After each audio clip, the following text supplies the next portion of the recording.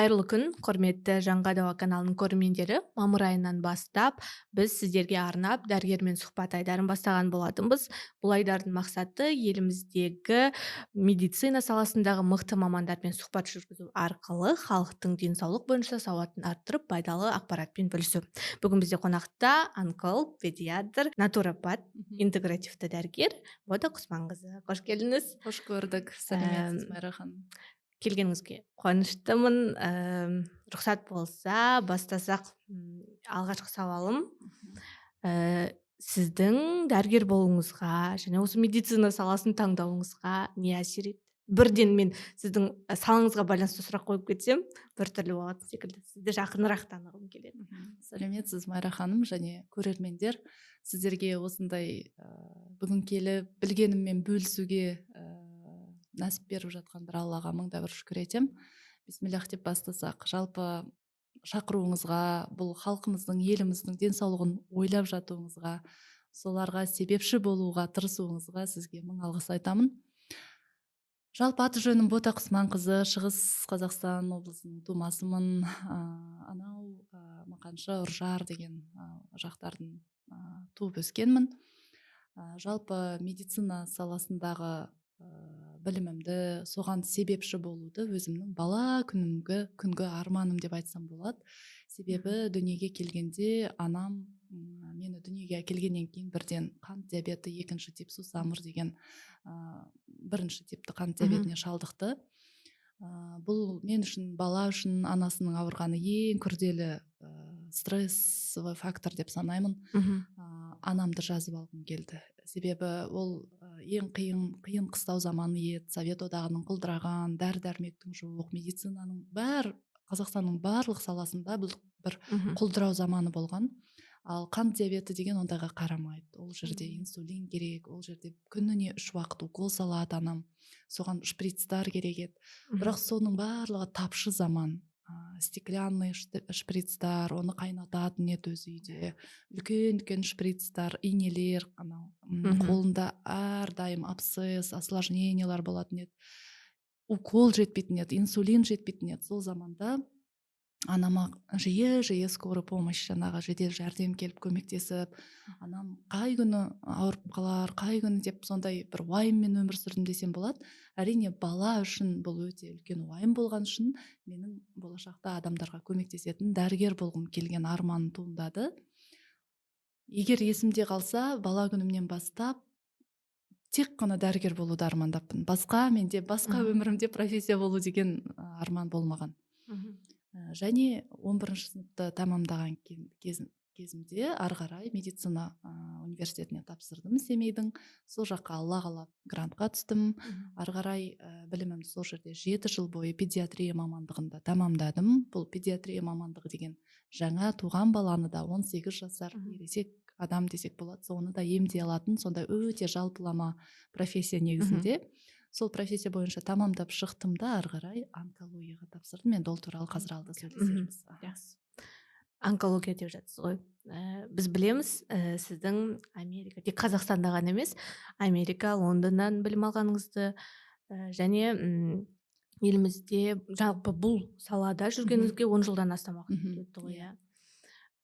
Елімізде статистика бойынша жаңағы онкологиямен ауырып жатқан науқастардың саны өте көп, және бірінші орында бұл әйел адамдардың сүт безі рагы, екінші орында жаңағы өкпенің қатерлі ісігі, үшінші орында тоғызшек пен тікішектің обыры деп атайды екен. Енді сұрақ, жалпы онкология дегеніміз не? Қайдан қалай пайда болады? Және қандай алдын алу шараларын жасауға болады? Жалпы Майра ханым, бұл жерде біз онколог мамандар мен интегративті мамандар деген ара-жігін ашып алсақ, себебі қазіргі таңда енді аты сондай бір гламурный болып тұрғаннан кейін адамдар түсінбей жатады. Бұл не нәрсе, кімнің дәрігерісіз деп түсінбей жатады. Жалпы интегративный дәрігер, мысалы бізде Совет одағында жалпы бұрынғы таңның медицинасы адамды бөлшекке бөліп тастағанбыз. Басың ауырса невролог, ішің ауырса гастроэнтеролог, қолың ауырса, аяғың ауырса ревматолог деп.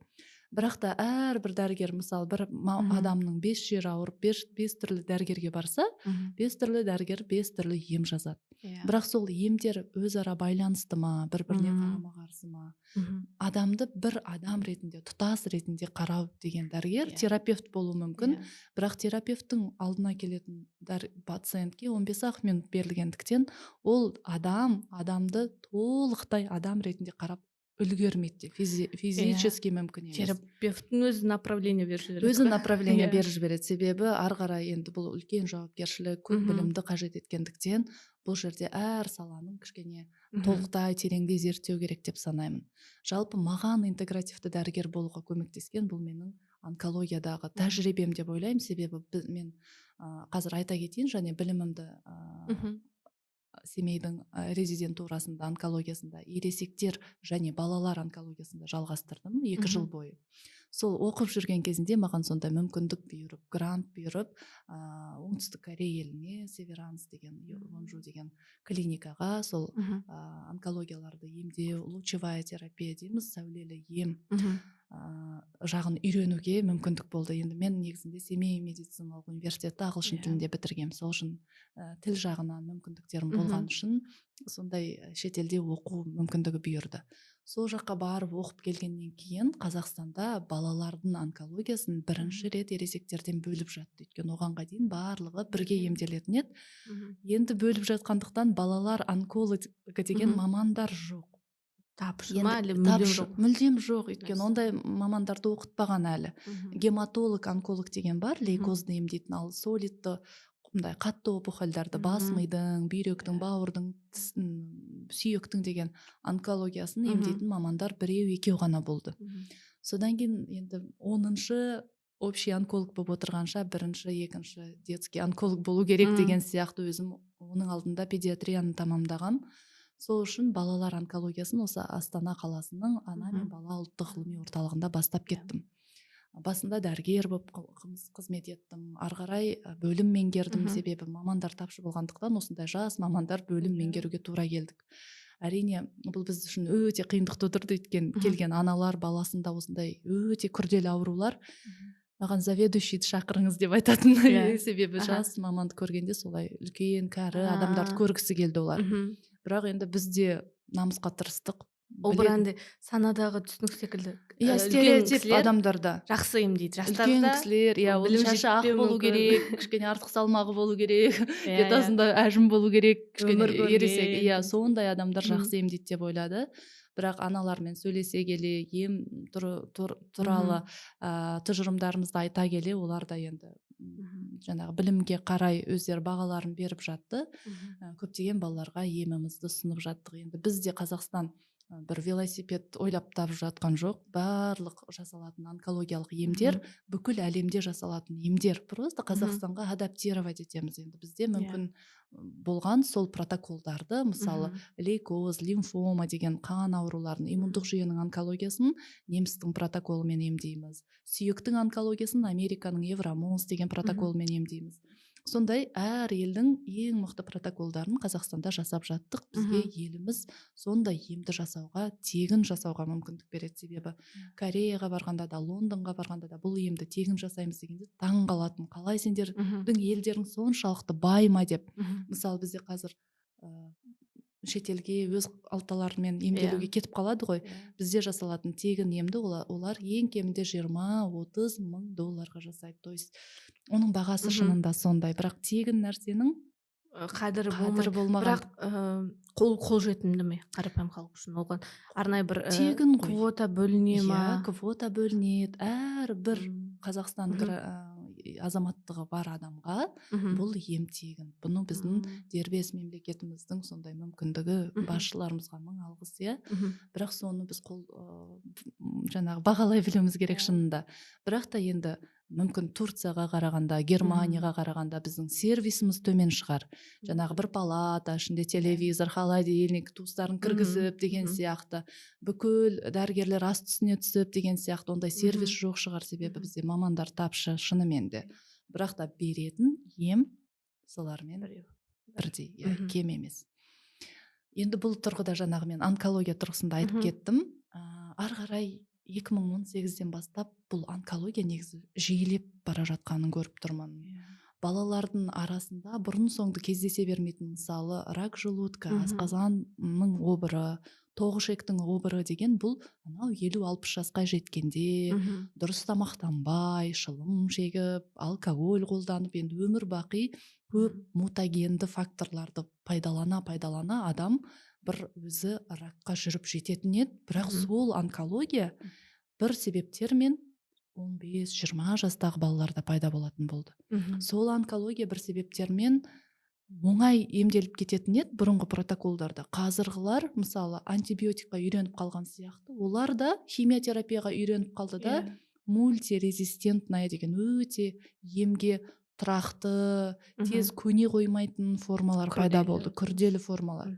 Сосын біз былай ойлай бастадым, мен өз басым, біз бұл балаларды емдеп шығарамыз, бірақ ары қарай өмірлері қандай? Біз оларға сондай токсичный ем береміз. Рак жасушаларын өлтіріп, ары қарай адамды тірі алып қалу үшін басқа бүйрек, бауыр жасушалары да істен шығып бастайды. Ол адамдардың ары қарай өмірі қандай? Қаншалықты сапалы өмір сүре алады? Жауапкершілік өзінде. Неге бұл ауру көбейіп кетті? Неге күрделі формалар көбейіп кетті деген сұрақ неге деген қою арқылы мен алдын алу медицинаны, превентивті медицинаны таптым. Және бұны қазір интегративті деп айтады, енді шет тілінде интегратив деп айтады, яғни жан жақты қарау деген сөз. Бұл өте күрделі, мультифакторлы, мысалы тек қана дұрыс тамақтанудан емес, тек қана дұрыс ұйықтамай қалудан емес, стресс бар, жаңағы спорттың жоқтығы бар, отырықшы өмір, дұрыс тамақтанбау бар, қоршаған ортаның экологиясы бар, өте көп факторлар туындатқаннан кейін біз сол барлық факторларға әсер ету арқылы ғана ауруды емдей аламыз негізінде. Сол үшін интегративті медицина деген осындай медицинаға жол аштым. Және басында шынында Дадали деген үлкен бір мықты биохимик профессор бар, Ресейде әлі ол кісінің көзі бар. Сол кісінің бір орта молекулярная нутрициология деген курсын алып көріп едім, керемет ұнады. Бәр болатын процесстерді биохимия деңгейінде зерттедік. Бұрында медицинада оқып жүргенде шынында биохимияны сол экзаменнен өту үшін оқыппыз, енді студент кезімізде көп нәрсені тәжірибе жүзінде көрмегендіктен біз бағалай алмадық. Бірақ дәрігер болып, сол балалармен жұмыс істеп, балалардың қиналғанын көргенде бұл нәрсеге басқа көзбен қарайды екенсің. Жаңағы биохимияны өткенде менің көзім ашылды қайтадан. Жоқ, маған бұл білім жеткіліксіз, мен тағы да білім алуым керек деп, іздеп, шетелдің білімі қажет, себебі мен мировая литератураны оқығым келеді, әртүрлі ғылыми жаңағы статьяларды оқығым келеді деп, мен жаңағы Лондонның натуропатия колледжін таптым. Бұл 3 жылдық оқу негізінде, бірақ дәрігерлерге 2 жылда тамамдауға болады, себебі біздің базамыз, фундаментіміз болғандықтан адам денсаулығын, ағзасын үйренбейміз, уже бірден натуропатиялық методтарды үйренетін болдық. Сөйтіп, мен биыл бұйырса декабрь айында сол білімді тамамдаймын. Ол үлкен, высшее образование, бакалавриат. Соны оқып жүргенімде анти-эйдж дейміз ғой, мынау аурудың алдын алу, қартаюдың алдын алу медицинасы. Шынында мынандай Аллах тағаланың Құранда несі бар, иә? Мен сендерге өлім мен қарттықтың басқасының барлығының емін бердім деген. Яғни сол қартаюдың да емі, алдын алу бар, иә, емі болмаса да. Сол үшін соның емі қандай, жолдары қандай дегенмен Францияның үлкен мектебіне базироваться ететін ЮПЕК деген университетінің медициналық факультетінің анти-эйдж медицина саласына да түсіп алдым. Себебі ол маған прям қажет болды. Ол өте терең білім болды, жаңа молекулярный деңгейде. Сөйтіп сол екеуін оқып, күшті болып, инсайт алып сөйтіп жүргенімде, енді мен онколог базам бар ғой, онколог маманмын, маған өте көп инстаграмнан, туыстардан, таныстардан онкологиямен хабарласып жатты. Жаңа натуропатиядан, бәр жақтан біз сау адамды немесе басқа бір хронический аурулары бар, созылмалы бар аурулар бар адамдарды сөйлесеміз, ал онкологияға келгенде көбі кішкене күрмеліп қалады, себебі ол күрделі ауру, өзінің маманы болмағандықтан олар бола ма болмай ма байқаңдар деп қана қоятын.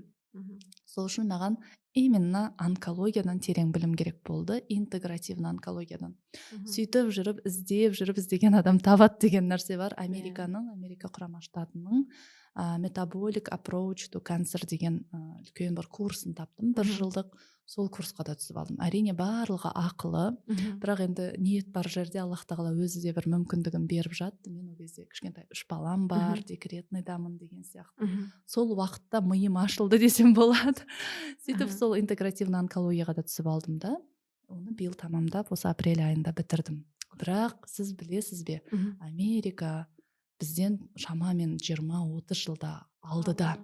Мен қазір біліп алған білімім енді 20-30 жыл алдыға түсіп кеттім. Мен қазір адамдарға бір нәрсені айта бастасам, оларға бір сказка сияқты көрінуі мүмкін ше.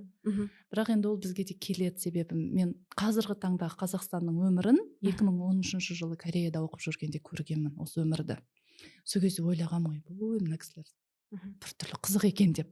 Бірақ сол біртүрлі қызық заман қазір бізге Қазақстанға келді. Тура киім киісі болсын, тамақтану болсын, қалай бұл кісілер осылай өмір сүреді деп ойлайтын едім. Оказывается, бізде соған тез жетеді екенбіз. Енді Американың да жаңағы білімі бізге де келеді алдыда. Бірақ енді солардың бірінші жаршысы ретінде сізге подкастқа мен келіп отырмын деп ойлаймын. Онда сол онкология туралы енді сіздің жеке сұрағыңызға тоқтала кетейін. Сіз мысалы айтып жатырсыз. Қазақстанда топ-3 онкология осы 3 түрі деп. Негізінде бұл тек Қазақстан статистикасы емес, мировая статистика. Бірінші орында сүт безі мен өкпе. Енді әйелде адамдардың арасында сүт безі, ер адамдардың арасында өкпе, номер 1 топ бірінші онкология. Бұның әрине өте көп факторлары бар, бірақ қандай да болсын онкологияның бірінші тудыратын факторы бұл ағзадағы қант деңгейінің жоғарылығы. Бұл салауатсыз өмір салты. Бұл қазақтың дастарханы, өкінішке орай.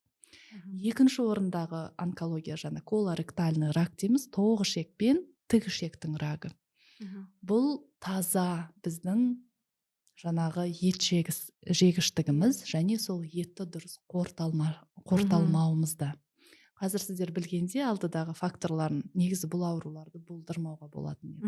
Мен ол туралы да айта кететін боламыз. Жаңағы сүт безі обыр деп жатырсыз ғой. Не себеп болуы мүмкін? Ол жаңағы айтып кеткендей салауатты өмір салты. Бізде әдемі сөз бар ғой, ол кәдімгі сөз тіркесі секілді, бірақ шын мәнінде біз оны қолданбаймыз. Салауатты өмір салтын ұстанайық дейміз. Ал сол салауатты өмір салты ол тек дұрыс тамақтану, дұрыс ұйықтау, спортпен шұғылдану емес. Одан басқа біз білмейтін қандай дүниелерді дұрыс жасамай жүрміз біз. Тағы не жетіспейді бізге? Оның өзін қатырып та істемейміз. Майра ханым, оның өзін қатырып та істемейміз деп точкасын айтып жатырсыз, шынында, бәлкім бар шығар. Бірақ қараңыз, не нәрсенің, қазақтарда бізде былай ғой, не нәрсенің тегін болған кезінде құны жоқ. Мысалы, жаңағы интегративті онкология курсында үлкен профессор, бірақ өзінде жаңағы рак яичников болған. Ол кісі осы интегративті онкология жолына өзінің ауруы арқылы келген. Мен тек химия, лучевой терапиядан басқа өзіме не істей алам деген сұрақ қою арқылы өзі онколог дәрігер осындай неге келеді, курс ашуға, осындай үлкен орталық жасауға келеді. Енді сол кісі онкологиямен ауырып қалғанына қанша 10 жылдан асып кетсе де, өзі соның мысалы ретінде менің көз алдымда тірі отыр, және білімі өте терең, тұңғиыққа кетіп қалған. Және өзінің өмір салтымен бізге мысал ретінде көрсетіп отыр. Міне, осылай мен сияқты тірі болғанда да в кавычках шынайы өмір сүруге болады. Оғанға дейін мен просто существовала деп айтады, жай тірі адам сияқтымын, бірақ бітіріп жүрген бір шаруам жоқ болған. Енді қазір бүкіл әлемнің түпкір-түпкірінен мен қатысқан кезінде 200-ден астам дәрігер, жан-жақты барлығы, енді ағылшын тілінде болғандықтан түпкір елдерден қатысып жатты. Мен таң қалдым, қандай үлкен ата-апа профессорлар сол кісіден білім алып жатты. Енді бұл жерде менің айтқым келгені, сол кісі айтады, егер де маған 4-ші стадиямен бір адамды алып келсе, мына адамға не істеуге болады? Үйіне енді аман есен ана дүниеге шығарып тастаңыздар. Біз медицинаның шамасы осымен бітті. Түк те істей алмаймыз, өкінішке орай. Бір Алланың қолында деп үйіне хосписқа немесе үйіне шығарып тастаған адамға не айтар едіңіз дегенде, ол кісі айтады: бірінші, адамның ішкі циркадты сағатын, ритмін реттеп берер едім дейді. Ол қалай? Циркадты ритм деген, мысалы қараңыз Майра ханым, біздің ішімізде бүкіл әлемде жоқ, бағасы жоқ, бір консультациясы $1000 тұратын дәрігер бар, ішімізде орнатылған. Аллах тағала бізге тегін орнатқан ішімізге. Бірақ біз сондай өзіміздің өмір салтымызды өзгертіп жердік. Бастапқы, мысалы, iPhone сатып алған кезінде первоначальный настройкасы бар ғой, соны біз өзгертеміз ғой, ананы көбейтеміз, жарығын азайтамыз деген сияқты. Дәл сол сияқты біз ішіміздегі первоначальный Аллах тағала орнатқан настройкамызды өмір сүре келе өзгертіп тастадық. Кешкі сағат 9-дан, мысалы, таңғы 3-тің аралығында бөлінетін мелатонин деген гормон бар. Бұл гормонның қызметі сондай, ағзадағы ең бірінші ішіміздегі онколог дәрігер, бесплатный, тегін. Бізге не керегі? Кешкі сағат 7-де жеңіл желпі кешкі ас ішіп, 9-ға дейін ол асымызды қорытып, 9-да жатып қалу. Түнгі кешкі 9 бен таңғы 3-тің аралығында шишковидная железа, эпифиз деген миымыздың түбінде бір түйір ғана без бар. Сол без жаңағы мелатонинді бөліп шығады. Бұл мелатонин деген гормон шынында әр бір клеткада өзінің сақшысы бар, рецепторы бар. Әр бір клеткаға өзінің айтқан жаңағы бұйрығын орындата алады. Енді сол мелатонин гормон самый онкопротекторный гормон. То есть онкологиядан біздің аман алып қала алатын гормон. Даже онкологиясы бар адамдардың онкологияға қарсы күшті жұмылдыра алатын гормон. Бірақ біз қалай істейміз? Біз сағат кешкі 9-да ужин ішеміз, 8-де. Онда қандай ужин ішеміз? Бешбармақ жейміз, лағман жейміз, манты жейміз. Ал біз білеміз, қызыл ет ең кемінде күшті езіліп піссе, фарш ретінде болса, ең кемінде 4 сағат қорытылады. Ал бешбармақ түрінде еще қаттылау болып піссе, ол 8 сағат қорытылады. Енді сағат 8-де, 9-да асқазанға түскен тамақ таңғы 2-3-ге дейін қорытылады. Ағзада тамақ қорыту процесінде біз ешқандай мелатонин бөле алмаймыз, себебі бүкіл энергиямыз тамақ қорытуға жұмсалады. Шынында нормада біздің метаболизміміз, зат алмасу процесіміз өзінің энергиясының 5-10, максимум 15% энергиясын тамақ қорытуға жұмсау керек. Қазіргі таңдағы адамның тамақтану үрдісі сондай, энергиясының 50%-дан астамы тамақ қорытуға кетеді. Сол себептен де біз үнемі шаршай береміз. Шаршағыштық. Тамақтың көптігінен шаршаймыз, жоқтығынан емес. Тамақтың көптігінен біз оны қорытып та үлгермейміз. Тамағымыз қалай түседі ағзамызға? Мен анализдерді күніне қанша адамды талдаймын. Тура солай бүзілместен, қорытылмастан үлкен дәретімен шығады ол адамдардың. Енді ондай адамдарда кешкі 9-да ішіндегі онколог дәрігер оянбайды. Ол адам бір күн ғана олай істемейді ғой. Ол жылдап сақталады. Енді сау адамдардың ішінде де күніге қаншама онкоклетка туындап отырады. Бірақ мелатонин уақытында бөлініп, антиоксидантты эффектін жаңағы ағзамызды ішінде өртеніп жатыр деп елестетсек, сол өртті сөндіруші эффектті мелатонин жасайды. Сол эффектін жасап, бүкіл онкоклеткаларды сөндіріп, жаңағыдай қарауылдар, мысалы, ішімізге дұшпандар кіріп кетсе ұстап алады ғой, солдаттар. Дәл сол сияқты біздің иммундық жүйеміз сондай дұшпандарды тауып алып, жойып отыру керек. Сондайды тауып алып жойып отырса, ешқандай онкология қорқынышты емес еді. Бірақ та қазір сондай бірнеше себептердің көбеюінен, тіпті ұйқының, жаңағы мелатониннің адам ағзасына әсер ете алмауынан біз онкопроцестерге шалдығып жатырмыз. Енді мынандай нәрсе бар, ұйқы тегін болғандықтан адамдарға ол, одан басқа нәрсені айтыңызшы, тағы не істейін? Тағы қандай дәрі сатып алып ішейін? Мен онсыз да білем, ұйықтау керек, бірақ мен ұйықтай алмаймын, жатсам да даже ұйықтай алмаймын деп айтады адамдар. Мен айтамын, жатсамыз да ұйықтай алмаймыз, неге? Себебі сағат нешеде кешкі ас іштіңіз? Сіз таңертең нешеде тұрдыңыз, содан бастайық. Біздің ағзамызда ішінде Алла тағала орнатқан сағат бар. Швейцарияның механизмін білесіз ба? Бірнеше дөңгелек айналып жатады ғой. Сол дөңгелек бір-бірін айналдырып тұрады. Дәл сондай механизмнан да күшті ішімізде механизм бар. Бірақ таңғы 4-5-те біздің бүйрек үсті деген бездеріміз бар, надпочечники дейміз. Сол бүйрек үсті бездері кортизолды бөледі. Кортизол деген бұл бізді өмірге бейімдеуші гормон.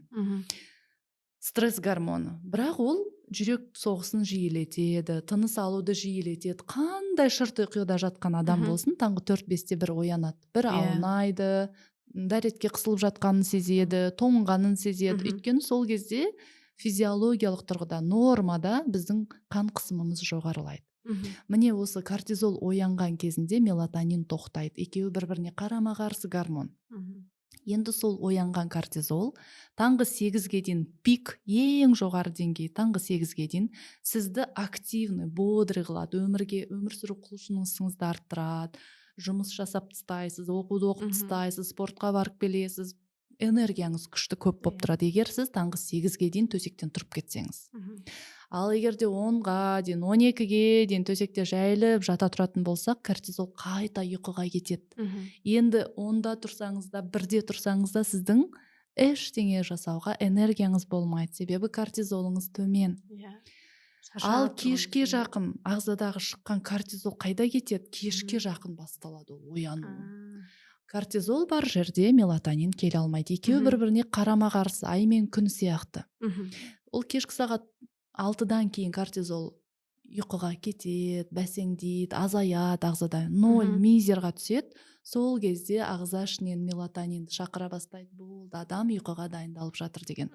Баяғыдағы қазақ атамыздай сияқты таң сәрімен оянып, кешкі күн батуымен ұйықтауымыз керек. Вот циркадты ритмді дұрыстаған кезінде адам ең мықты профилактика күшін оята алады. Элементарный нәрсе. Элементарный. Бірақ неге сонша біз оны түсінбегендіктен. Күрделі қылып, сондай бір қиындатып. Түсінбегендіктен. Мысалы, әр нәрсе, әр привычканың қалыптасу уақыты бар дейміз, миымыз 21 күнде не нәрсені қалыптастыра алады дейміз, әдетті. Сол үшін 21 күн ешқандай дәрі ішпесеңіз де, ертерек кешкі асыңызды 6-7-де ішіп алып, 9-да жатып, таңғы 4-5-те тұрып көріңізші, ағзаңыздың қандай серпілгенін, ешқандай дәруменсіз ақ өзіңіздің энергияңыздың толғанын көресіз. Себебі сіз ағзаңызбен бірге жұмыс істеп жатырсыз, қарама қайшы емес. Ал қазіргі адамдар қарама қайшы жұмыс жасайды. Жаңа дәрумен деп қалдыңыз ғой. Дәрумендер мен минералдар біздің ағзамыз үшін қаншалықты керек, және әрбір адам тұтыну керек базалық дәрумендер бар. Мысалға біз негізі бәлкім біздің ағзамыз дәруменге мұқтаж емес шығар, бірақ кейбір сәттерде болады, бір тәтті жегіміз келіп, немесе орысша айтқанда выпечка бірдеңені жегіміз келіп, ол неліктен ондай нәрсе сезімдер келеді бізге? Жалпы негізінде бұл тұрғыда бұрынғы атамызда ешқандай дәрумен ішпей ақ 70 байларды 80 байларды туып жүрді ғой, осы дәрігерлер айта береді деген заман бар қазір, сұрақтар бар, менің де жаңағы инстаграмыма жазып жатады.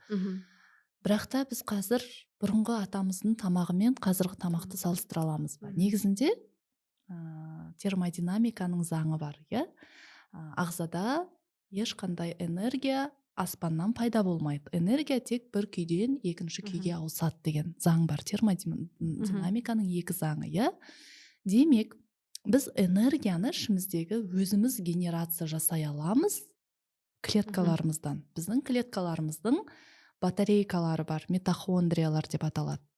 Бұл өте маңызды болғаннан кейін айтып отырмын, әрине терең медициналық білім, бірақ та адамдардың есінде мынандай нәрсе қалу керек.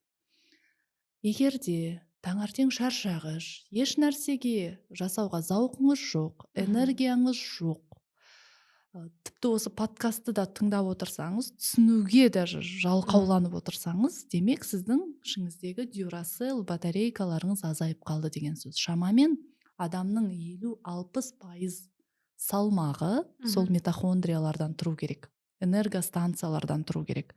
Бірақ қазіргі таңда дұрыс ұйықтамау, дұрыс тамақтанбау, витамин минералдардың тапшылығы Мгм. және де өте маңызды элемент бар, химиялық элемент, таблица Менделеевтағы магний деген. Мгм. Сол минералдың тапшылығы кезінде бізде митохондриялар энергия жасап шыға алмайды. Бұл энергияны біз қай уақытта көбейте аламыз? Осы энергия жасаушы заттарымыз, мысалы магний, Мгм. мысалы В тобының дәрумендері қатысады, В1, В2, В6, В9, В12 деген Иә. фолий қышқылы деп жатамыз, Бұлар көк шөптердің құрамында. Мгм. Бұлар көк шөп жеп өскен табиғи еттің құрамында.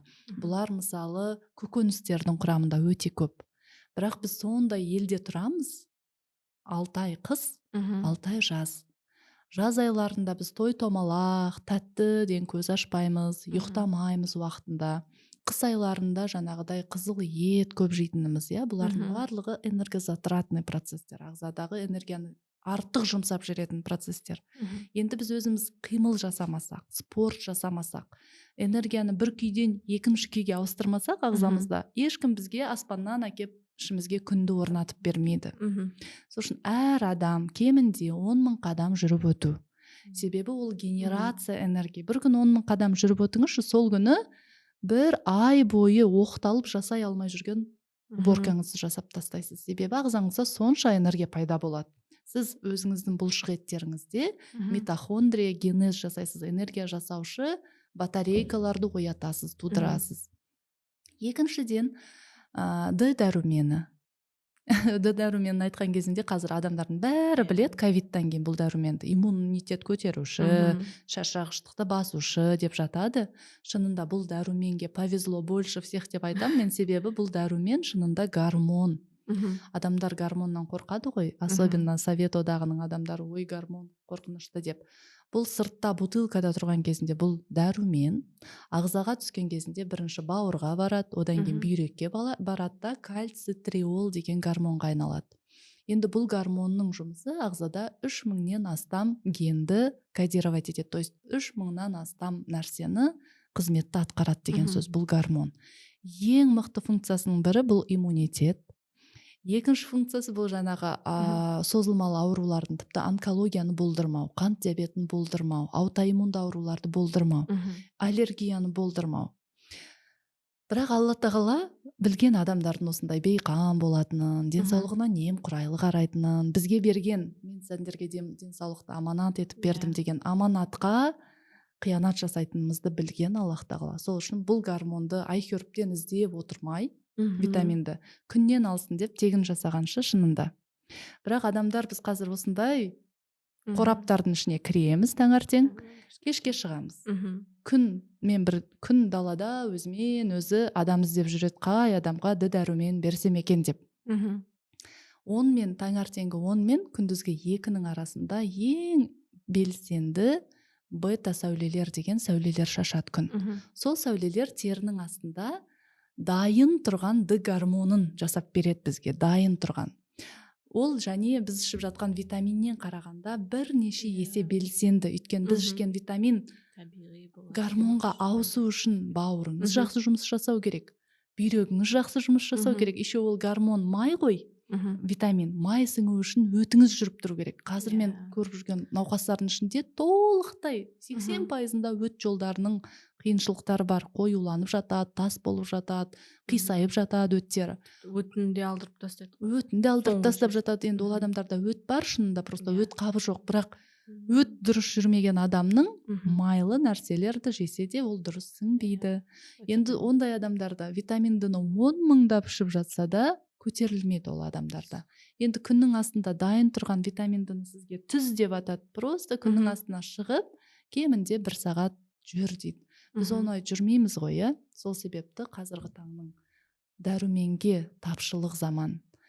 Дәрумен тонналап керек заман қазір. Бірақ та әрине табиғатқа жақын формада, тамақтан, күннен, судан, табиғи өнімдерден, қолдан өсірілген көкөніс көкшөптерден алсақ, бұл әлде қайда жақсырақ. Ал мынау синтетикалық витаминдер бар, витаминді таңдағанда да мен бұған 2 жыл білімімді арнадым десем болады, витамин таңдап үйренуге. Себебі мысалы витамин таңдағанда да D2 деген формасы бар витаминнің. Мгм. Мүлдем сіңімсіз өсімдіктерден алынатын формасы, мысалы саңырауқұлақтарда болады деген сияқты. Ол D3-ке айналу керек, D3 ары қарай кальцитриол, оның әңгімесі өте ұзақ. Мгм. Ал табиғи формалары бар, дайын формалары бар. Бірақ Д дәруменді айтайын ба қайдан алады көбінесе? Мгм. Ланолин деген заттан алады. Ол қойлардың ә, түтіктерінен алады, жүндерінен алады Иә. ланолин деген нәрсені. Яғни ол қойлар күннің астында жүріп өздері Д дәрумені түзгенше, былайша айтқанда бәрібір табиғатқа қайтуымыз керек. Мгм. Сол үшін табиғатқа жақындаған сайын дәруменсіз өмір сүруге адамның мүмкіндігі бар. Мгм. Ал табиғаттан алыс, мегаполистің ортасында, Иә. қораптардың ішінде дайын тұрған 5 минутта пісетін тамақ жейтін болса, ол Мгм. адамға табиғи, сапалы, өте қымбат дәрумендер ішіп жүруге тура келеді. Мгм. Ауылда өзінің бақшасы, өзінің еті, өзінің жұмыртқасы, күннің астында күні бойы тырбыңдап жұмыс істейтін адамдарға мүмкін витаминді аса қажет болмауы мүмкін. Витаминдер жалпы. Мгм. Себебі барлығын олар топырақтан, тамақтан, өнімнен, судан, ауадан, күннен ала алады. Өте күшті. Біз енді анализ тапсырамыз. Анализ тапсырғаннан кейін ағзамызға қандай дәрумендер жетіспейтінін білеміз. Ал енді біз дәрігердің нұсқауынсыз ақ қандай дәрумендерді жай күнделікті өмірде қабылдауға болады. Олай жалпы істеуге бола ма? Енді егер де мен өзімді абсолютно сау, ешқай жерім мазаламайды, Мгм. енді жай бәрі ішіп жатыр ғой, енді мен де бірдеңе ішіп қояйын деген адам болатын болсам, өзім Мгм. солай санасам, онда мен анализ тапсырар едім бәрібір, Мгм. дәрумен тексерер едім, жалпы қан анализімді, анемиям жоқ па тексерер едім. Одан кейін Б тобының дәрумендерінен қазір фолий қышқылымен B12-ні тексеруге болады, қолжетімді, қымбат емес. Онымен қатар міндетті түрде қалқанша безінің гормондарын тексеру керек, себебі бұл ағзаның моторчигі. Ағзамыз мысалы таңертең оянғанда ары қарай жүгіріп жұмыс істеп кету үшін қалқанша без керек. Қалқанша деп айтып тұрғандай, бұл қалқан бүкіл сыртқы факторлардан, стресстен, ішкі стресстен, ішімізде туындап жатқан токсиндерден, бәрінен қалқан ағзамызға. Бірақ қазір мен сол практикада, тәжірибеде көрсетеді, қалқанша без көп адамдарда не артық, не кем, көбінесе кем жұмыс істейді. Гипотиреоз деген жағдай бар. Ондай кезінде барлық процесс баяу, бүкіл ағзадағы ойлау қабілетінен бастап, ас қорыту, ағзадағы улы заттарды сыртқа шығару, детокс деген қазір супер тема бар ғой, соның барлығы баяу жүреді да. Ол адамдар дәрі ішіп жатса да, не ішіп жатса да, ол дұрыс қонымды болмайды. Сол үшін қалқанша безін бір тексерер едім. Осындай бір базовый чекап деп айтамыз, сондай базалық чекапты өтіп, егер де барлығы қалыпты болып жатса, Д дәрумен ішер едім. Ең кемінде бір 5000 единицада профилактикалық дозада 3 айда ішетін едім. Д дәруменінің жақсы сіңуі үшін магний цитраты, магний глицинаты, магний қажет. Себебі қандағы кальцийіміз 1%, қалған 99% сүйекте, тісте, шашта, теріде. Сол үшін жаңағы кальцийіміз дұрыс өзінің бару керек клеткасына кіріп кету үшін бізге міндетті түрде К2 дәрумені, магний керек болады. Ол кофакторлар деп айтамыз Д дәруменің. Сол үшін бір ғана Д дәрумен ішіп сау болып кетем деген ұғым жоқ. Ағзада мысалы біз борщ тамақты бір ғана еттен пісіре алмаймыз ғой. Оның ішінде қаншама ингредиенттер бар. Дәл сол сияқты бір өсімдік жесек те, мысалы бір айтайын сіздерге, С дәрумені үшін біз черная смородина жедік делік. Бірақ черная смородинаның ішінде, қарақаттың ішінде флавоноидтар бар, антиоксиданттар бар, оның ішінде жүздеген фитонутриенттер бар. Сол сияқты біз бір витаминнен ғана емделіп кете алмаймыз. Ол комплексті түрде түсу керек. Мүмкін кешенді витаминдер комплексін ішсек болады, егер де сіз ағзаңыз сау деп санасаңыз. Ал қандай да бір адамдардың ағзасында аурулар болатын болса, созылмалы аурулар болатын болса, ондай адамдар міндетті түрде дәрігер кеңесімен ішу керек. Себебі мысалы кейбір витаминдер, енді Б тобының кейбір дәрумендері онкоклеткаларды өсіріп жібереді деген нәрсе бар. Мысалы артық дәрумендердің жиынтығы, сіздер алып көзіңіз жұмып іше беретін болсаңыз, ағзаңыздың мусор төгетін канализация жолдары бар ғой, свалкалары, канализациялар, сол жолдарды бітеп тастайды деген ұғым бар. Сол үшін енді медицинаны терең білген сайын былай іше сал деген сияқты протоколды ем жүрмейді. Әр қазір персонализированная медицина деген ұғым бар. Әр адам, мысалы, алдыма 3 бірдей адам кеп тұр, бірдей диагнозбен, бірақ үшеуінің емі 3 бөлек болады. Сондай персоналды медицинаның дәуірі қазір. Жана чекап жайлы айтып жатсыз ғой. Бізде қазағы түсінікте енді андай кылып айткан кезде аурудың алдын алудан бұрын түбіне жетіп, соңында амалсыздан ғана дәрігерге баратын жағдайға түсіреміз ғой. Ал енді чекап ол 6 ай сайын, 1 жыл сайын болу керек қой. Неге біз сондай бір соңына дейін созамыз? Маған Майра ханым мынандай нәрселер келіп жатады соңғы кезде. Ой, осы дәрігерлерге бармай ақ қояйықшы, барсақ бүкіл ауру тауып бересіңдер. Жоқ жерден мен жағдайым негізі жақсы еді, бірақ сіздерге барғаннан что-то өзімді жаман сезініп қалдым деп. Енді мен сізге мынандай секрет ашайын. Бұны сізге мүмкін Қазақстанның пока ешбір дәрігері біле қоймайтын шығар. Себебі жаңағы Американың жаңа ғана бітірген оқуымда мынандай не болды? Зерттеудің нәтижесін айтты. Қазір бізде лабораторияға барсаңыздар, норма деп бермейді, қарасаңыздар, анализ тапсырғанда жанында референсное значение деп береді. Демек, бұл не деген сөз? Референс деген сөз бұл популяцияны алады. Мысалы, қазақ елін 16 миллион халық бар ма, соның ішінде өзін денім сау деп санайтын бір 1000 адамды алады. Сол 1000 адамға анализ жасап көреді.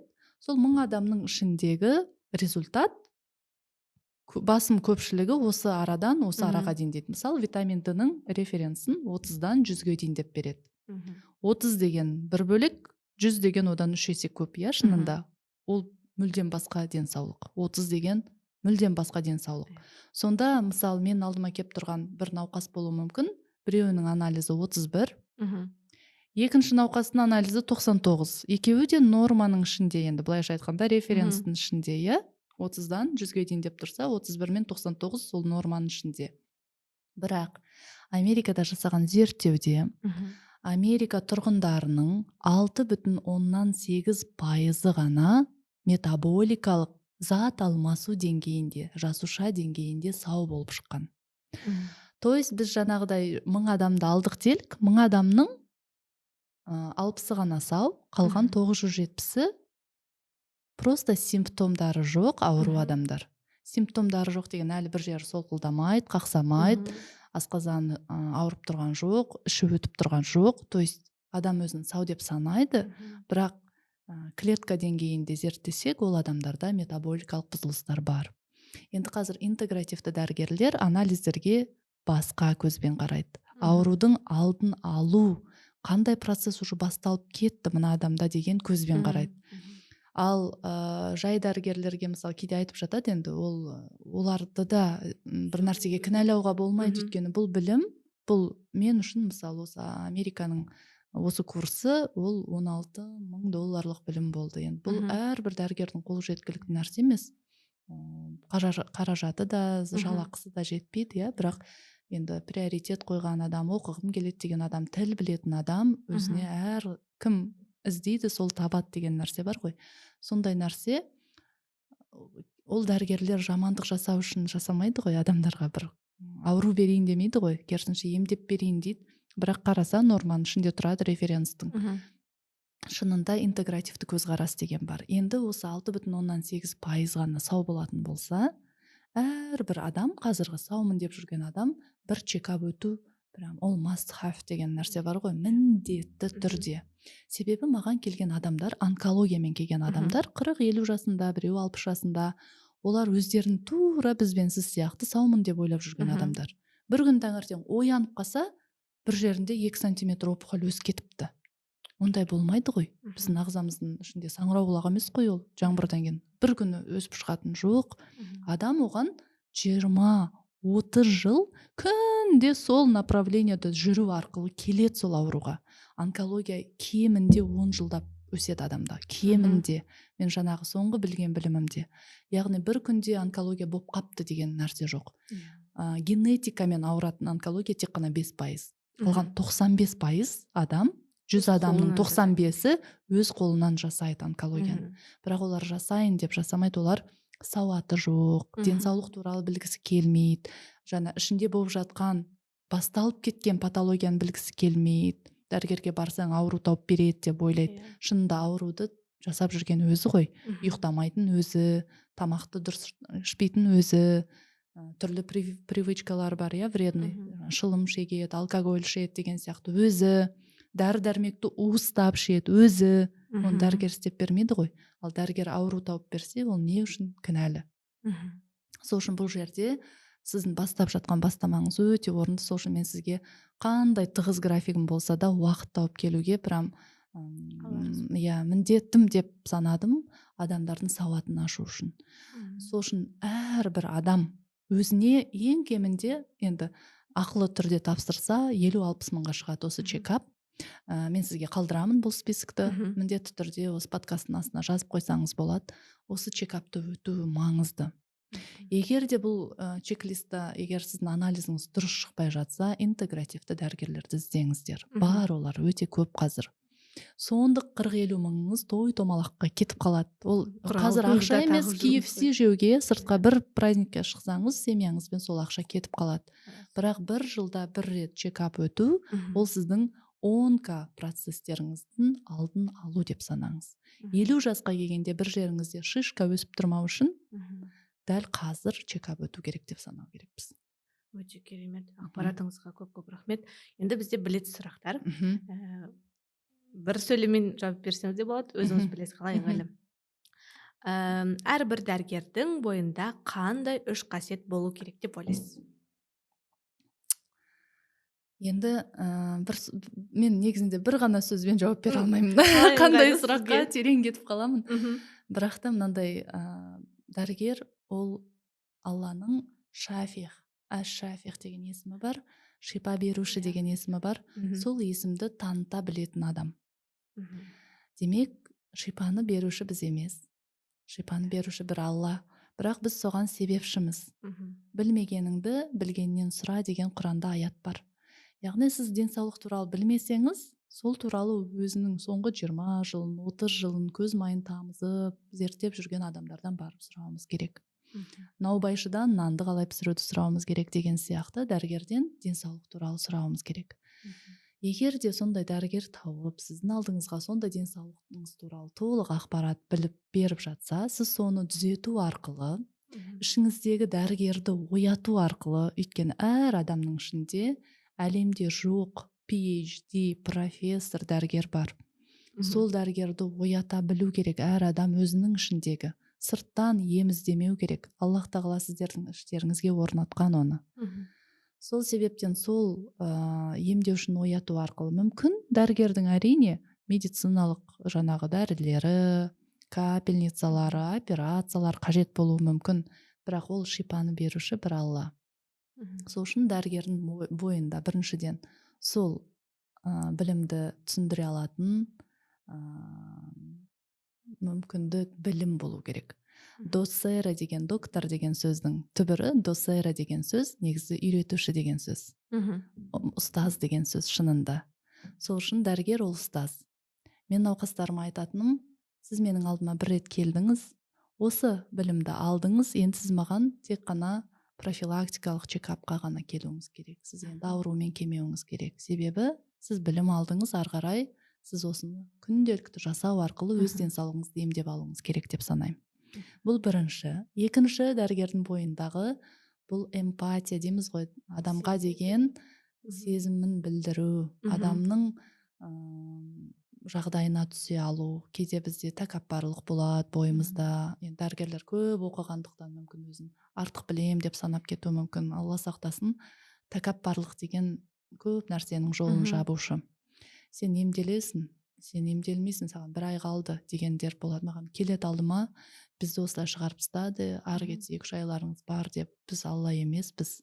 Кейбір онкология деген бұл чудо ауру деп айтамын мен. Мгм. Кейбірде 4-ші сатымен адамдар әлі қанша 10 жылда өмір сүріп жатады.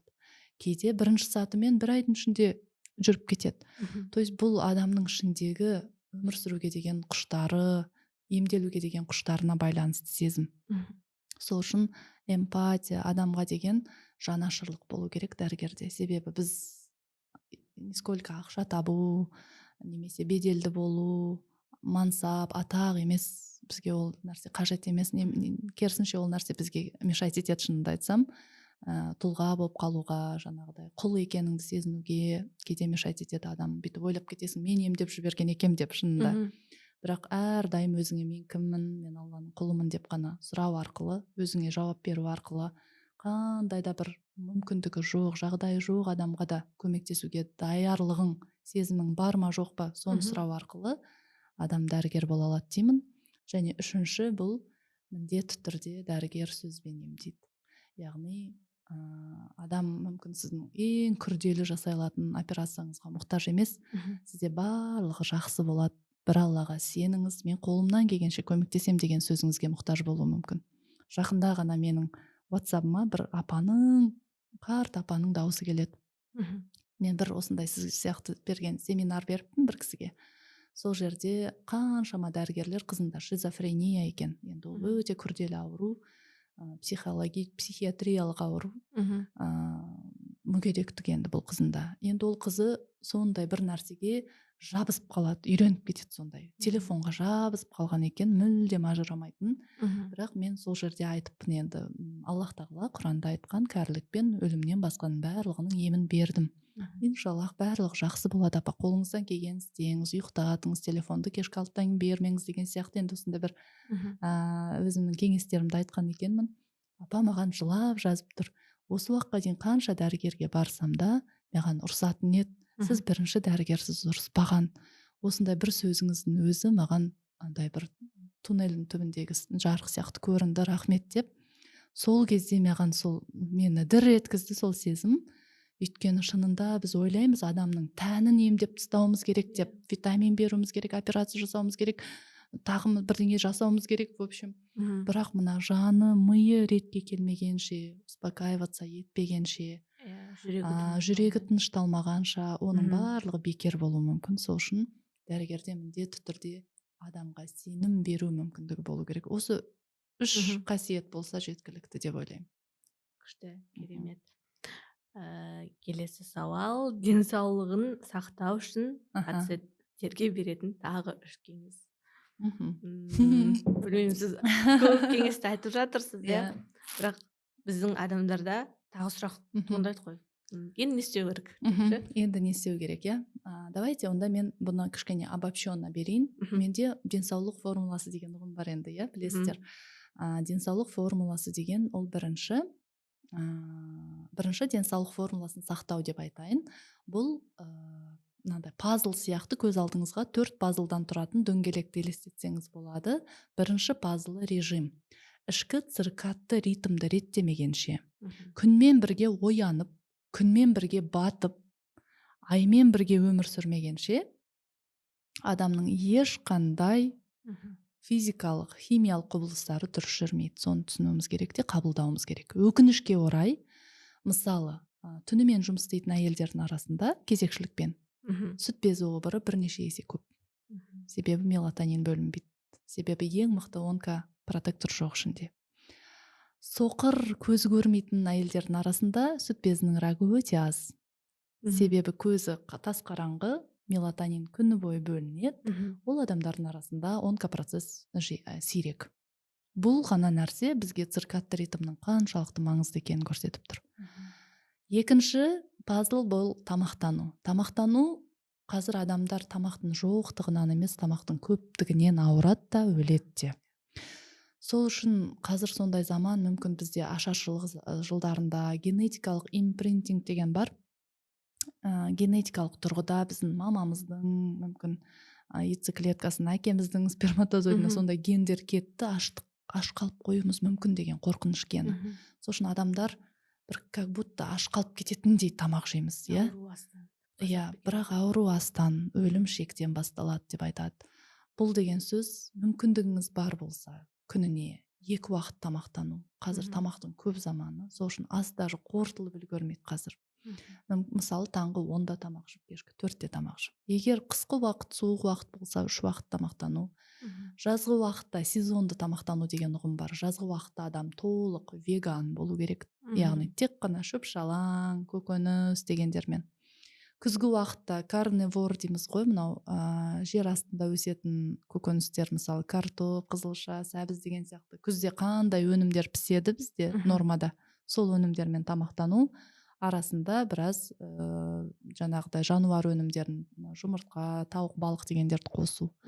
Қысқы мерзімде қызыл ет жеп, қазақтар сияқты етпен өмір сүру, себебі ол суық уақыт, суровый уақыт, ағза тоңа береді деген сияқты энергия қоры керек.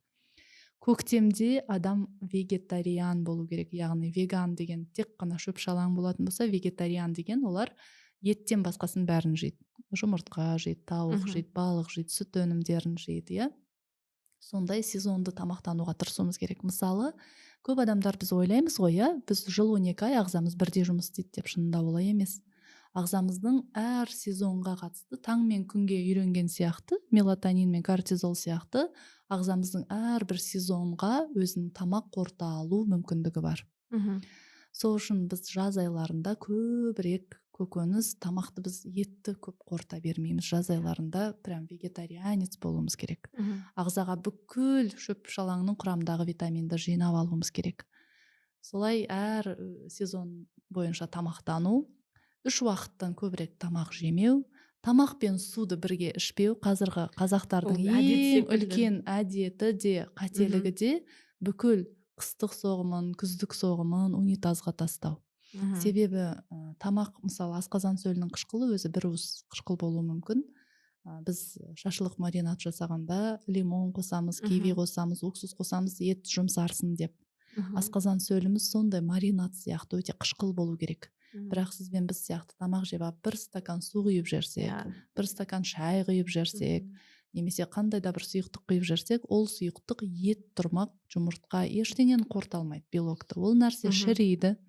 Шіріген кезінде полиаминдер деген зат түзіледі. Осы зат өте канцерогенді зат. Сырттан у түспей-ақ сіздің ішіңізде дұрыс қорытылмаған еттен ақ у түзіледі. Ол нәрседен тоқ-ішектің онкологиясы туындайды. Сол үшін 3-ші орында қазақтарда тоқ-ішек рагы болып тұр, себебі біз ет жегіш халықпыз, және де сол етті дұрыс қорыта алмаймыз. Ет жеу үшін жақсылап асқазан сөліміз қышқыл болу керек. Изжога болмау керек. Адамдар ойлайды, менде изжога бар, асқазан сөлімнің қышқылы көп деп. Шынында изжога деген асқазан сөлінің қышқылының жоқтығын көрсетеді. Керісінше ол адамдарға қышқыл қосу керек деген сөз, азайту емес. Сондай кезінде ғана изжога жазылады. Енді екінші кеңесім денсаулық формуласындағы бұл тамақтану болды. Үшінші кеңесім бұл стресспен күрес, детоксты күшейту, спорт жасау, яғни осы стресс, спорт және лимфодренаж деп айтам, моншаға бару, ағзаның улы заттарын төгу сыртқа. Себебі біз жеп жатқан тері арқылы кіріп жатқан, ауа арқылы кіріп жатқан, тамақ арқылы кіріп жатқан барлық улы заттар, консерванттар 80% майда ерігіш. Яғни ол өтпен, үлкен дәретпен және терімен ғана шығады сыртқа. Бүйрек арқылы суда еритін 20% ғана токсин шығалады. Қалған 80% термен өт үлкен дәретпен шығады. Сол үшін запор болмау керек. Аптасына 1 рет кемінде терлеу керек, қара сорпасы шығып адамның. Және де спорт жасау керек. Қан айналым дұрыс болу керек. Мен көп айтып жүрем, қолымыздың бұлшық еттеріне қан айналым, мысалы, күнделікті осы бір деңгейінде керек десек, қалқанша безінің жұмысы ретті болу үшін, қалқанша безде гипотереоз болмау үшін, біздің ең мықты моторчигіміз жақсы жұмыс істеп тұру үшін ол жерге 50 есе қан айналым керек. Яғни сізбен біз осылай қимылдамай отырған кезінде қалқанша безге қан айналым жетпейді. Біз тапшымыз, біз уже гипотереозмыз. Сол үшін спорт керек, міндетті түрде 10 000 қадам болсын, адам жүріп өту керек. Таңертең жарты сағат, кешкі жарты сағат. Міндетті. Міндетті бұл. Күнделікті әр адамға міндетті нәрсе.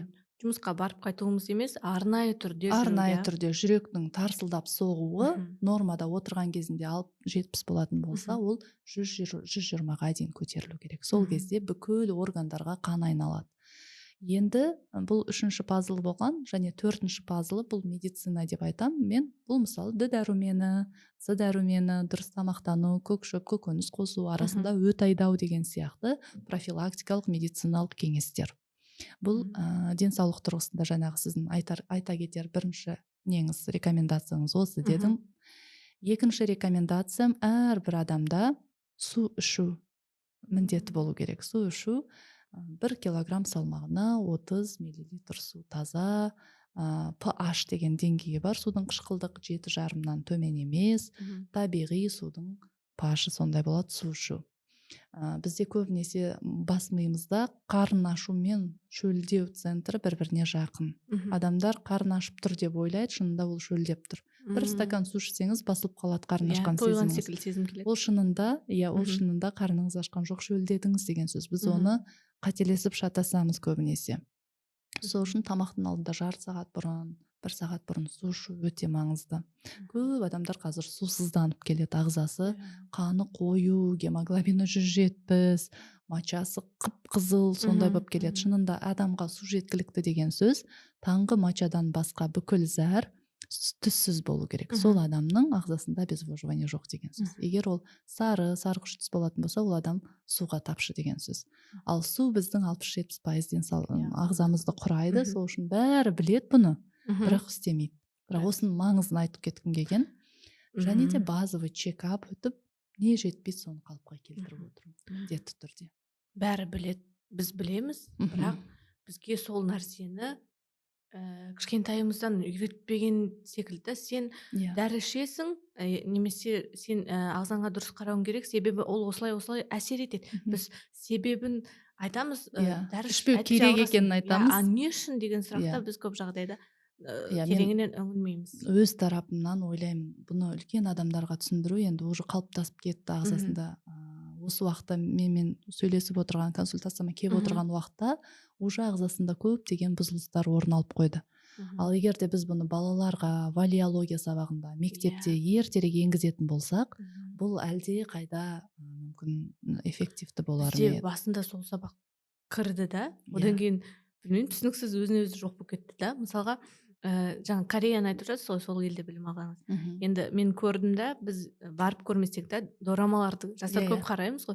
Сол кезде мысалға мектептерге барып балаларға тіс дәрігерлері тісті қалай тазалау керектігін, тіс тек тәтті жегеннен ғана құртылмайтынын, не себепті күтіммен қарау керек, барлығын детально түсіндіреді да. Ал оны білген бала ол ойланады ғой, осылай істеген дұрыс емес екен. Біз тәтті жеме, тісіңді құртасың, болды. Ары қарай бала наурыз сол нәрсеге қарама қарсы шығатын секілді. Сондай бір тереңінен үңілетін, детально мән беру керек секілді. Келесі бізде үшінші сауал, бұл маман ретінде сізге ең жиі қойылатын сұрақ, және сіз не себепті деп ойлайсыз? Үнемі келген әрбір пациентте сол бір сұрақ қайталанады. Сізде бар ма сондай пациенттер? Енді шынымды айтсам, мен жаңағы жаңа туған баладан бастап қарт адамға дейін қарағандықтан бұндай үнемі бір сұрақ қойылады деп айта алмаймын, бірақ жиі қойылатын сұрақ туғанымда өзімде онкология, не істесем болады, дәрігерлер витамин ішпе деп жатыр, түкте ішуге болмайды, моншаға баруға болмайды, бәр нәрсем болмайды. Енді білмеген кезінде дәрігерлерде не навреди деген нәрсе бар ғой, адамдарға зияныңды тигізбе, көмегіңді тигізе алмасаң да зияныңды тигізбе деген. Сондай принциппен жұмыс істейді деп ойлаймын. Дәрігерлер шынында рұқсат бермейді көп нәрсеге. Онколог маманы ретінде, интегративті онколог маманы ретінде керісінше ағзаның 40 жылғы жиналған токсиндерін шығаруға, детоксты күшейтуге көңіл бөлу керек. 40 жыл жетпеген заттардың дұрыс болмағандығынан, дефициттердің ұзақ болғандығынан ағзаны анықтап алып, не жетпейді соны толықтыру керек. Әр адам қандай да болсын ауруға күнделікті 10 жыл, 20 жыл бойы бір направлениемен, бір бағытпен жүру арқылы жетеді деймін. Егер де сіз ауруға шалдықсаңыз, тура артқа 180 градусқа бұрылып, басқа направлениеға, басқа бағытқа кетуіңіз керек деп санаймын. Әрбір науқасыма айтатыным осы. Енді бұл жиі сұрақтардың бірі осы десем, тағы бір сұрақтар балалардың денсаулығы, жаңағы баламда осындай болып жатады, кейде консультациямнан кейін де жағдайы жақсармай жатыр, әлі ауырып жатыр дейді. Мгм. Мен кейде мынандай нәрсе көремін. Бізде соматика деген бар, психосоматика Иә, деген бар. қазір өте Мысалы, актуальный болып келе жатқан тема. актуалды тақырып, иә. Мгм. Мысалы, жаңағы өзімде Төребек Бекбаев деген ағаның жақында семинарына барып, өте көп инсайттар Мгм. алдым. Шынында біз дәрігерлер адамның тәнін емдейміз ғой, иә. Бірақ та адамның жаны, ойы, рухы, Мгм. сезімдері бар. Бұл айсбергтің асты. Мгм. Біз мына үстін ғана, таудың үстін ғана айсбергтің көріп тұрамыз да, соны емдеп тастауға тырысамыз. Мгм. Бірақ түп тамыры анау тереңде жатқан, бала күнінде анасына қалып кеткен өкпе, күйеуімен арасындағы реніш, Мгм. әкесіне деген кешіре алмау сезімі, бұл жүре келе онкологияға келеді. Бұл жүре келе күрделі емделмейтін ауруларға, астмаларға, аутоиммунды ауруларға келеді. Өз ағзасы өзін қабылдамайтын болса адам, өзін қандай екенін қабылдамаса, түрі ұнамайды, Мгм. бір пішіні ұнамайды, мінезі ұнамайды, адам оны жақсартуға тырыспайды, қабылдамайды, өз-өзіне ашулы. Ондай Мгм. кезінде аутоиммунды аурулар туындайды. Яғни әрбір аурудың психосоматикасы деген бар Иә. расында. Сол үшін балалардың ауруына келсек, мен міндетті түрде күйеуіңізбен ара қатынасыңызды реттеңіз деп, міндетті түрде менің консультациямда сондай бір жол бар. Міндетті түрде ішіңіздегі дертіңізді, жаныңыздың, рухыңыздың дертін тауып, соны емдеуге тырысыңыз. Себебі балалар бізге айна. Балаларда бір нәрсе дұрыс болмай жатса, яғни әйелі мен күйеуінің арасында бір нәрсе дұрыс емес деген сөз.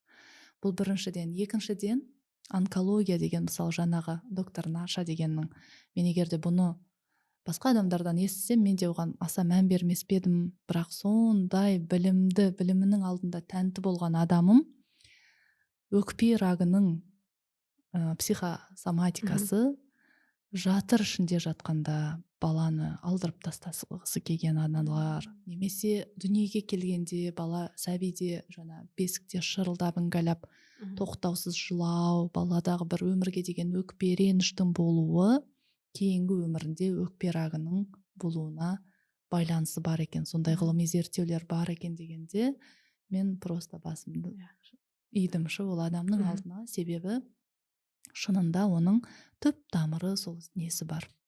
Адамдар бір күнде шаш ағарып кете алады, және бір күнде шаш қайттан қарайып кете алады. Бұл нәрсе, сила мыслей деген нәрсе бар адамда. Мынау монахтар, Тибетте отырғандар, ыстық тиын бердім деп көзінше тиынды қыздырып қолына сала қойғанда, қолы күйіп қалады, шынында суық тиынды сала қойғанда. Адам соншалықты ойлайды, сол ыстық тиынды салды екен деп. Сол жаңағы сену күші адамды күйдіріп тастай алады қолын, хотя суық тиын берсе де қолына. Не адамда осындай сенім деген нәрсе бар, және онымен де жұмыс істеу керек деп ойлаймын. Тек дәрігерге барып тәнімді емдей бер деген нәрсе жеткіліксіз. Міндетті түрде жан рахатын, өзіңнің, бұл үшін негізінде міндетті түрде дінмен бір Алланы мойындау, құл екеніңді мойындау, бүкіл қолыңа жеткен нәрсе Алланың берген рыздығы екенін мойындау, және келіп жеткен қандай да болсын қиыншылық, бұның барлығы бізді қазіргі күнімізден де жақсарту үшін берілген инструмент ретінде қабылдау. Осы кезінде ғана адам өз болмысын тауып, жаңағы емдеу процесі ондай адамдарда өте оңай жүреді деп ойлаймын. Өте керемет. Біз көп жағдайда ойланбаймыз. Олай болса қорытындылайық. Құрметті көрермендер, Бота ханым, сізге көп рахмет. Шыны керек, біз көп нәрсені білеміз, бірақ соған сай амал әрекет жасамаймыз. Аллах тағала Құранда айтады ғой, адам қадірін білмейтін уақыт және денсаулық деп. Біз осы бағдарлама арқылы, осы сұхбат арқылы сіздерге себепші болғымыз келеді. Егер адамның миы дайын болған жағдайда әрекеттерге автоматты түрде көшеді дейді. Осы сұхбат арқылы сіз өз денсаулығыңызға көңіл бөліп, көптеген пайдалы ақпараттарға қанық болдыңыз деп үміттенеміз. Құрметті көрермен, бізді көркем тыңдағандарыңызға рахмет. Баршаңызға алғыс айтамын. осы осындай бағдарлама жасап жатқан, бізді шақырып жатқан дәрігерлер негізінде тыңдайтын құлақ болса, айтар Иә. ауыз табылады деген нәрсе бар. Сол үшін әр адамның өзіне керек ақпаратын керек адамынан адамдар өздері табады. Мгм. Сіздердің осы қазақ тілінде қазақ еліміздің сауаттылығын арттыруыңызға атсалысып жатқаныңыз үшін мың алғыс айтамын. Әттең қазіргі таңда анам 55 жасында дүние салды. Жаңағы диабеттің өте барлық қиындықтарын, Мгм. барлық осложненияларын көрдік десек болады. Көзі көрмеді, жаңағы аяқтарында гангрена болды кейінгі өмірінде.